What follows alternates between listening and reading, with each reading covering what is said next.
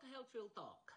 Ngayon pag-usapan naman natin ang episode 10 from the top 11 medical reasons kung bakit bumabagsak ang ating mga OFW applicants sa Pilipinas pa lang. Mental health conditions.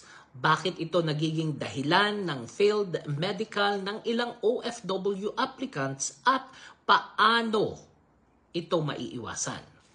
Kamusta mga ka-OFW? Real talk tayo. Marami ng pasado sa skills at interview pero nabibitin sa medical dahil sa mental health findings. Ito ay para hindi takutin ka, para ito sa paghahanda.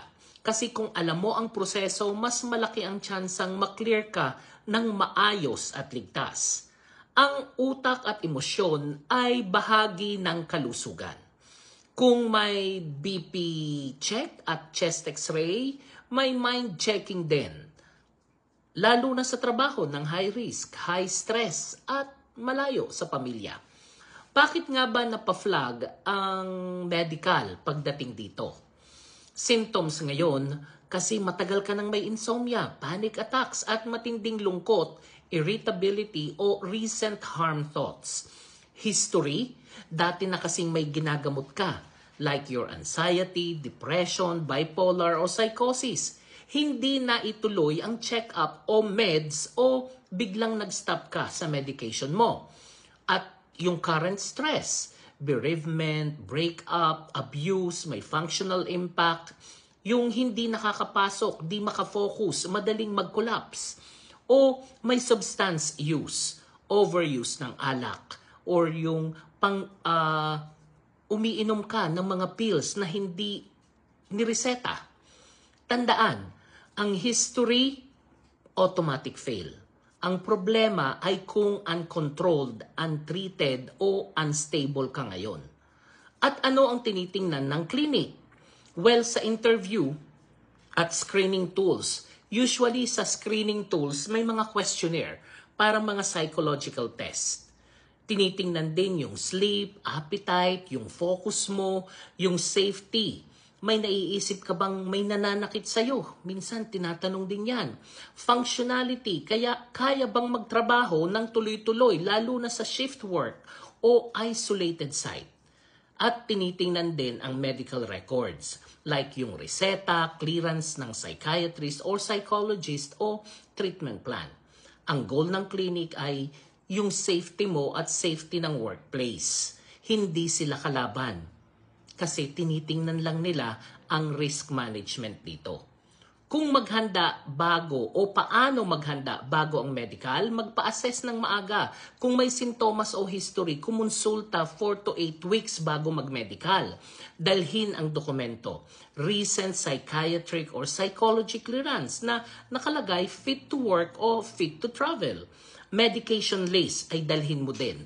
Therapy certificate o counseling notes. Ituloy ang gamot. Huwag basta mag-stop para lang makapasa. Delikado at mas halata ang withdrawal. I-manage ang lifestyle. 7 to 8 hours of sleep. Bawas ang caffeine, alak, mag-exercise, breathing exercise also. Support system. I-set ang contact person, emergency info at plano mo kapag na-homesick. Honesty ay huwag manghuhula. Sagutin ng tama o tapat. Mas madali ang conditional clearance kapag transparent ka. Ngayon, kung na-flag ka na, ano ang susunod? Don't panic. Kadalasan for clarification lang o request for specialist clearance. Follow the referral. Document your coping plan like sleep schedule, physical activity, contact person, access to care abroad, may mga teleconsultation or your insurance. Negotiate the placement kung pwede.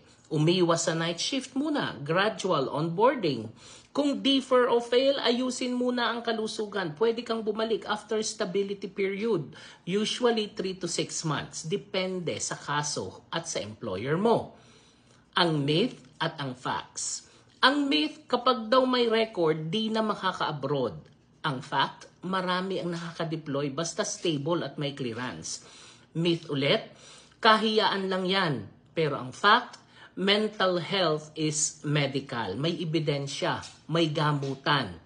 Myth ulit, okay na yung alak na pampatulog. Pero ang fact, lumalala ang anxiety at depression at tulog kapag alcohol-based ang gamot. Quick self-care toolkit. Stop box breathing. Inhale for 4 seconds, hold for 4 seconds, exhale for 4 seconds, and hold. And repeat the cycle 4 times. Sun at steps, 15 to 20 minutes morning and 6 to 8,000 steps a day. Sleep anchor, fixed wake up time daily. Talk to one trusted person a week.